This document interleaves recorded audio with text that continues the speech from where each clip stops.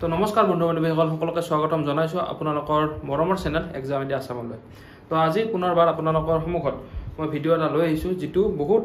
কেণ্ডিডেটৰ question আহিছে। মই এইকেইদিন ভিডিঅ' দিয়া নাছিলোঁ, তো ভিডিঅ' দিয়া নাছিলোঁ যদিও বহুতে মোক কুৱেশ্যন কৰি আছে যে দাদা BEdৰ ৰিজাল্ট দিলে, যিহেতু যোৱাকালি 12 আগষ্টত ৰিজাল্ট দিছে আপোনালোকৰ বড়োলেণ্ড ইউনিভাৰ্চিটি BEd। তো এতিয়া বহুতে দমোজাত পৰিছে যে বহুতৰ NCLখন হোৱা নাই বা বহুতে EWS ৰিনিউ কৰা নাই বা কোনোবা হয়তো ৰিনিউ কৰিছে, আগতে এক্সপায়াৰ হৈ গৈছিল, ৰিনিউ কৰিছে, কিন্তু তাৰ গোটেইখিনি ডকুমেণ্ট নতুনকৈ দিব লগা হৈছে। তো তাৰ ওপৰত তেওঁলোকৰ এটা ভয় খাই আহিছে যে কি হ'ব, কাৰণ এডমিশ্যনৰ ডেট আপোনালোকক 16-17ৰ পৰিৱৰ্তে 18 আৰু 19 তাৰিখে আপোনালোকক এডমিশ্যনৰ ডেট কাউন্সিলিঙৰ ডেটটো ঘোষণা কৰি দিছে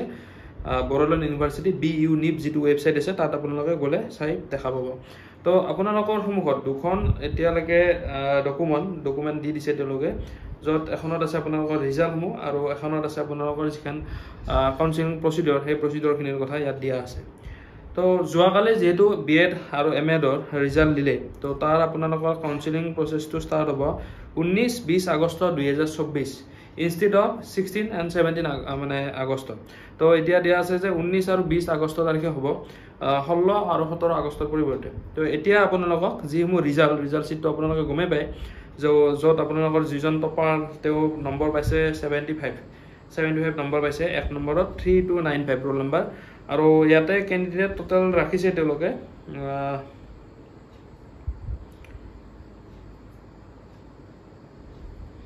টোটেল 809জন কেণ্ডিডেট, 809জন কেণ্ডিডেট টোটেল। লাষ্টত নম্বৰ পাইছে তেওঁলোকে 46K। তো টপাৰে পাইছে 75 আৰু লাষ্ট যিটো নাম্বাৰ সেইটো আছে 46। তো এনেকুৱা ইয়াতে এইখন ৰিজাল্ট, আৰু ইয়াতে MAdৰখন ক'ত দিছে, গোটেই ইয়াতে একেলগে গোটেইখিনি আছে, BEd আৰু MAd এণ্ট্ৰেঞ্চৰ গোটেইখিনি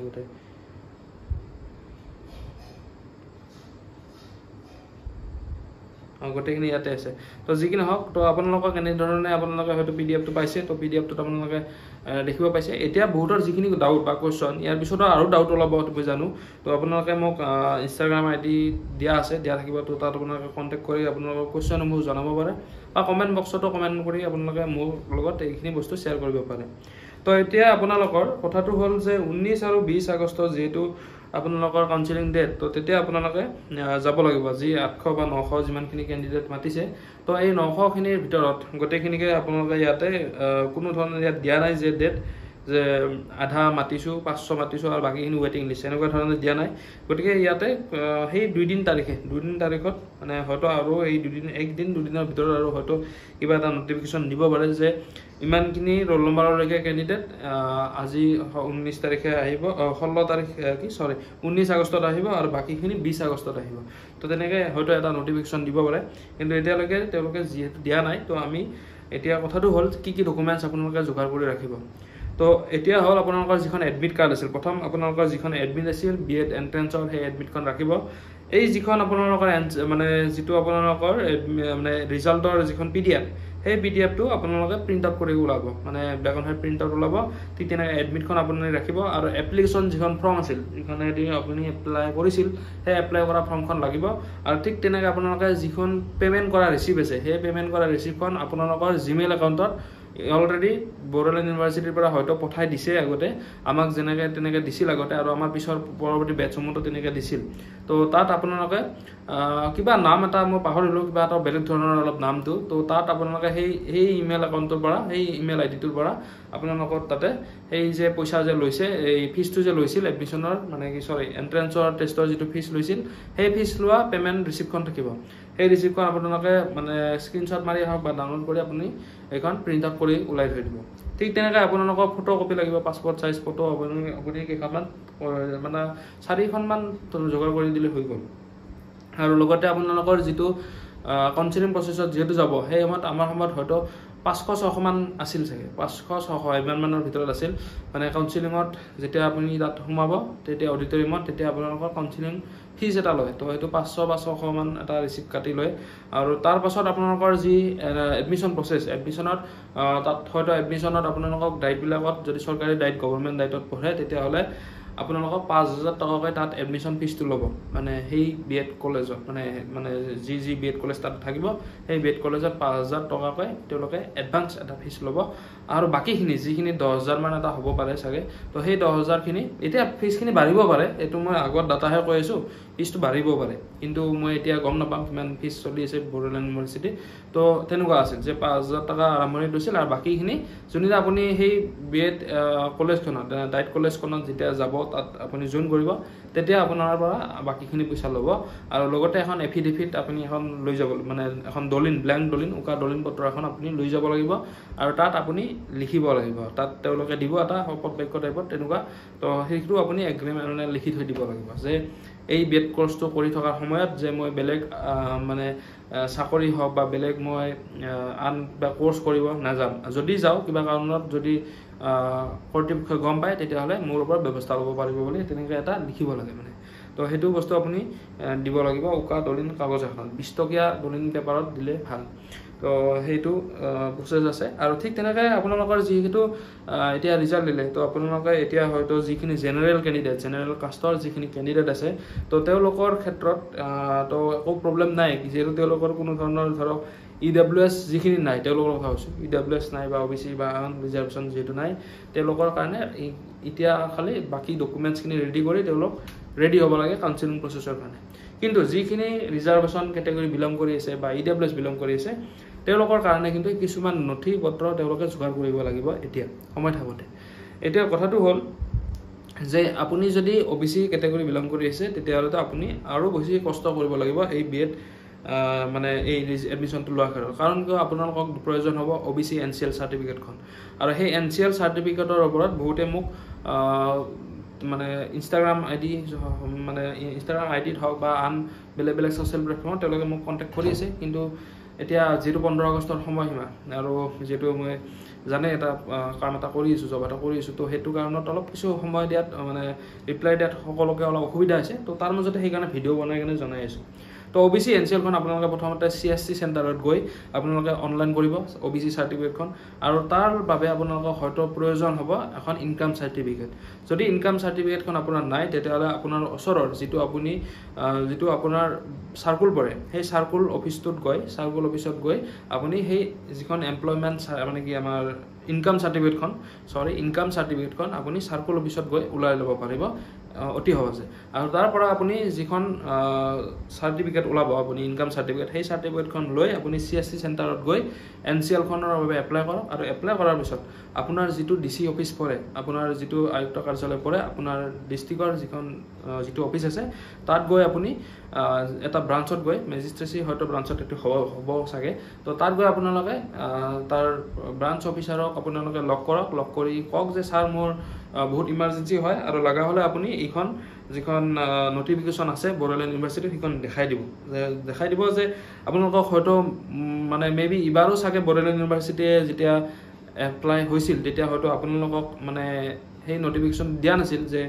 NCLখন প্ৰয়োজন হ'ব বুলি অবিছিল আমাৰ সময়ত কিন্তু দিয়া নাছিল এইবাৰো হয়তো দিয়া নাছিল চাগে সেইকাৰণে ষ্টুডেণ্টখিনি মানে সেই সময়ত মোৰ তাতে মেছেজ অহা নাছিল কিন্তু এতিয়া এই ৰিজাল্ট দিয়াৰ পাছত ধামধুম মেছেজ আহিছে যে NCLখন কিমান দিনত ওলাম কেনেকৈ ওলাম কি কৰিম তো এতিয়াও হয়তো সেই প্ৰব্লেমটো ছল্ভ হোৱাই নাই তো সেইকাৰণে আপোনালোকে এইটোও ক'ব পাৰিব যে NCLখনৰ ছাৰ আমাৰ যেতিয়া আমি এডভাৰটাইজমেণ্ট ওলাইছিল তাত কোনো ধৰণৰ NCLৰ কথা কোৱা নাছিল কিন্তু এতিয়া ছাৰ ইয়াতে এই এডমিশ্যনৰ ডেট দিছে আৰু ইয়াতে আমাক মানে গোটেই ডকুমেণ্টছখিনি লাগে আৰু প্ৰিভিয়াছ ইয়াৰত মানে যিনে এডমিশ্যন লৈছে তেওঁলোকক কিন্তু ছাৰ OBCৰ যদি কেটেগৰী বিলং কৰিব লাগে তেতিয়াহ'লে NCLখন প্ৰয়োজন হয় তো ছাৰ মোক NCLখন পোৱাত অলপ সোনকাল কিছু মানে হেল্প কৰক এনেকৈ আপোনালোকে কিছু মানে তেওঁলোকক আপিল কৰিব পাৰে বা তেওঁলোকক ক'ব পাৰে জনাব পাৰে মানে অফিচাৰবিলাকক যে DC অফিচত গৈ কিনে যোনে সেই মেটাৰটো চাই তেওঁক ক'ব পাৰে ৰিকুৱেষ্ট কৰিব পাৰে তো এনেই সময় লাগে আপোনালোকে মেক্সিমাম 1 মাহ সময় লাগে NCLখন ওলাওঁতে বা EWS ওলাওঁতে 1 মাহ মেক্সিমাম সময় লাগে আৰু মিনিমাম আপোনালোকৰ 15 দিনটো লাগি যায় NCLখন ওলাওঁতে কিন্তু এই কামটো হয়তো যদি মানে আপোনাৰ যদি কথাখিনি বুজি পায় অফিচাৰ বিষয়াজনে তেতিয়াহ'লে হয়তো আপোনাক 2-3 দিনত আপোনাৰ ওলাই দিব পাৰে কাৰণ এনেকুৱা কেণ্ডিডেট হয়তো ডিষ্ট্ৰিক্ট এখনত মানে NCLৰ ক্ষেত্ৰত যোৱা মানুহ খুব বেছি 15 বা 20 জনমান হয়তো যাব পাৰে এই মেটাৰটো লৈ মানে বিএড এডমিশ্যনৰ কাৰণে NCL তো তেতিয়া হয়তো তেওঁ বুজি পাব কাৰণ যিহেতু আপুনি এটা কোৰ্স কৰিব গৈ আছে আপোনাৰ এটা জীৱনৰ কথা আছে গতিকে এইটো বিষয়ত আপোনালোকে তেনেদৰে আগবাঢ়িব পাৰে এতিয়া NCL-ৰ হৈ গ'ল EWS-ৰ হৈ গ'ল আৰু বাকি এতিয়া আৰু কথাটো আহিল যে আমাৰ বাকি যিখিনি আৰু বাকি বেলেগ কাষ্ট আছে SC হক ST এইবিলাক কাষ্টৰ বাবে কেনেকুৱা ধৰণৰ হ'ব তো আপোনালোকৰ কাৰণে কোনো ধৰণৰ ধৰক এনেকুৱা NCL বা এনেকুৱা কোনো ধৰণৰ হেই নাই যিটো আপুনি কাষ্ট বিলং কৰি আছে তাৰ সেই কাষ্ট বিলং কৰা সাৰ্টিফিকেটখন হলে আপোনালোকৰ বাবে তাত এডমিশনটো প্ৰসেসটো মানে উজু হৈ যাব তো ভাল হ'ব তো হেতুৱে মানে কোনো প্ৰবলেম নাই আৰু যেনেদৰে মই বিএডত কৈছো এমএডৰ ক্ষেত্ৰতো কিন্তু ঠিক তেনেকুৱাই হয় আৰু ইয়াতে সিটসমূহৰ কথা হয়তো আপোনালোকে জানে ক'ত কিমান সিট আছে 5খন আমাৰ চৰকাৰী দায়িত্ব আছিল আৰু বাকি দুখন আমাৰ সময়লৈকে তেতিয়া যোৱা বছৰলৈকে দুখন মানে প্ৰাইভেট মানে বিএড কলেজ আছিল তো এতিয়া হয়তো আৰু কোনোবা এফিলিয়েটেড বিএড কলেজ হৈ যাব পাৰে কিন্তু গম নাপাওঁ কিন্তু 5খন দায়িত্ব চৰকাৰী দায়িত্ব আছে এখন হ'ল মৰিগাঁও য'ত মই বিএড কৰিছো এখন হ'ল নলবাৰী এখন হ'ল বৰপেটা বঙাইগাঁও আৰু কোকৰাঝাৰ তো কোকৰাঝাৰ আৰু মৰিগাঁৱত হাইয়েষ্ট সিট আছে 100 সিট থাকে তাৰ 20টা সিট আমাৰ ডেপুটেড টিচাৰসকলৰ বাবে ৰিজাৰ্ভ থাকে বাকি 80টা মানে সিট আমাৰ ফ্ৰেছাৰ যিখিনি ক্যান্ডিডেট এবাৰ আপোনালোকে যি পৰীক্ষা দিছে তেওঁ আপোনালোকৰ বাবে ৰিজাৰ্ভ থাকে আৰু সেই 80টাৰ 50% থাকে আমাৰ আনৰিজাৰ্ভ ক্যাটেগৰী আৰু বাকি 40% থাকে ৰিজাৰ্ভ ক্যাটেগৰী 40% যে ৰিজাৰ্ভ ক্যাটেগৰী থাকিব তাৰ মাজত আপোনালোকৰ ST OBC তেনেকৈ SC তেনেকৈ EWS তেনেকৈ ভাগ হৈ যায় আৰু OBC আৰু EWS ৰ সিটটো কিন্তু সমান সংখ্যককৈ থাকে বাকিখিনি সিটটোৰ এটা পাৰ্সেন্টেজ হিচাপত ভগাই দিয়া থাকে তো হেতু আপোনালোকে হয়তো মানে মোৰ আগৰ ভিডিও যদি চাই গম পাব আৰু যদি আপোনালোকৰ সেই বিষয়ে আৰু কিবা নতুন ইনফৰমেশন লাগে তো মই প্ৰভাইড কৰিব চেষ্টা কৰিম তো এনেধৰণে আপোনালোকৰ যিখিনি প্ৰসেস সম্পূৰ্ণ এনেদৰে মানে সমাপ্ত হ'ব আৰু ইয়াৰ লগতে আৰু এটা কথা মই কোৱাই নাই তো এইটো কথাও জনাই থৈ দিও আপোনালোকৰ এটা মেট্ৰিক লেভেলৰ পৰা এটা হাই স্কুলৰ পৰা একদম আপুনি যিখিনি ডিগ্ৰী লৈকে যিখিনি আপুনি কৰিছে সেই গোটেইখিনি মানে জেৰক্স কৰি আপুনি ৰাখি থব লগত আৰু অৰিজিন কপিখিনি ৰাখিব এডমিট মাৰ্কশিট সাৰ্টিফিকেট এখিনি ৰাখি থৈ দিব আৰু ঠিক তেনেকা যদি কোনোবা গ্যাপ আছে সেই গ্যাপৰ কাৰণে আপুনি এতিয়াই সোনকালে মানে এডভোকেট এজনক লগ কৰি গ্যাপ সাৰ্টিফিকেট এখন ইমাৰ্জেন্সি ওলাই থৈ দিব যে আপোনাৰ 2 বছৰ গ্যাপ হয়তো 1 বছৰ গ্যাপ কিহৰ বাবে গ্যাপটো লৈছিল হেতু কিন্তু তাতে মানে লিখি দিব যে মই হয়তো এডুকেশ্যন পাৰপাছত বা কিবা বেলেগ ষ্টাডি কৰাৰ কাৰণে মই মানে এক্সাম প্ৰিপাৰেচনৰ বাবে কৰি আছিলো বা মোৰ ফ্যামিলি মানে প্ৰবলেম হওক বা ফাইনান্সিয়েল প্ৰবলেম হওক এইখিনি আপুনি তাতে মানে তাত কাটি দিব এইখিনি কথাখিনি কৈ দিব মানে যিখন আপুনি গ্যাপ সাৰ্টিফিকেট ওলাব সেইখন বেছি ইম্পৰ্টেন্ট হ'ব গ্যাপ সাৰ্টিফিকেট আৰু যাৰ গ্যাপ আছে আৰু গ্যাপ নোহাতৰ কোনো কথা নাই আৰু যদি ধৰক আপোনাৰ মাস্টাৰ ডিগ্ৰী ধৰক এটা কলি যে মাস্টাৰ ডিগ্ৰী বেক আছে এনেকুৱা ধৰণৰ দুই এটা মানে ষ্টুডেন্ট আছিল যোৱাবাৰৰ তো সেইকাৰণে কৈ দিছো মনত থাকতে যে মাস্টাৰ ডিগ্ৰীৰ হয়তো মানে বেক থকা বা আধাতে ৰৈ যোৱা এনেকুৱা ধৰণৰ ক্যান্ডিডেট আছিল যাৰ কিন্তু ডিগ্ৰীটো কমপ্লিট ধুনীয়াকৈ ক্লিয়াৰ হৈছে তো তেওঁলোকক বিএড এন্ট্ৰেন্স দিছে তেওঁলোকক বিএডত মানে সিট ল'ব যাব তো তেওঁলোকৰ ক্ষেত্ৰত তেওঁলোকে নাৰ্ভাছ হৈ থাকে যে স্যাৰ দাদা মোৰ MSc তেনেকুৱা হ'ল আধাত মই মত হ'ল বেক লাগিল মই এটা বিএড কৰিবলৈ আছে পাৰিমনে তো পাৰিবা কাৰণ এটো গ্ৰেজুৱেট হলে আপুনি বিএডৰ বাবে এলিজিবল হৈ যায় যদি বিএড গ্ৰেজুৱেট কৰি থকাৰ সময়ত আপোনালোকৰ যদি ইলা বেক চেক মানে কমপ্লিট ধুনীয়াকৈ যদি পাস কৰি আহিছে তেতিয়া কোনো প্ৰবলেম নাই যদি আপোনাৰ এতিয়াও এখন সাবজেক্টত বেক আছে এখন আৰু উঠাব আৰু এটা আপুনি পৰীক্ষা দিছে তেতিয়াহলে আপুনি বিএডত সিট নাপায় কিন্তু বিএডত যদি আপুনি সিট ল'ব লাগে গ্ৰেজুৱেটটো ধুনীয়াকৈ আপুনি পাস কৰি যাব লাগিব তাত আপোনাৰ কোন ধৰণৰ মাৰ্কৰ সেইখিনি নাথাকে ডিভাই মানে সেই ভাগোটা নাথাকে কিন্তু হয়তো নৰ্মছটো চাগে লাগে এতিয়া নৰ্মছটো লগা হৈছে 50% এখিনি লগা হৈছে চাগে কাৰণ এনেও আপুনি টেট দিব যদি যায় পিছত 55% টো লাগিব তো সেইকাৰণে যদি নাই তেতিয়াহলে বিএড নকৰাই ভাল এইটো মানে 2 বছৰ এনে বেকাৰ লছ কৰাতকৈ বেলেগ এক্সামৰ কাৰণে পঢ়াটো বেছি বেটাৰ হয় তো এইখিনি আছিল আপোনালোকৰ আজি যিখিনি তথ্য মই আপোনালোকক চেষ্টা কৰিলো জনাব আৰু যেটো PDF মই ইয়াতে সাইডত শো কৰি দিছো ধুনীয়াকৈ আপোনালোকে চাই যাব পাৰে আৰু আপোনাৰ কোনে এই বিএড এন্ট্ৰেন্সত আপোনালোকৰ নামটো আহিলে মানে ৰোল নম্বৰটো আহিল কমেন্ট বক্সত কমেন্ট কৰিব আৰু কোৰ পৰা আপুনি কৈ আছে ডিস্ট্ৰিক্টখনৰ নামটো লিখি দিলে হৈ গ'ল আজিলৈ এইখিনি ধন্যবাদ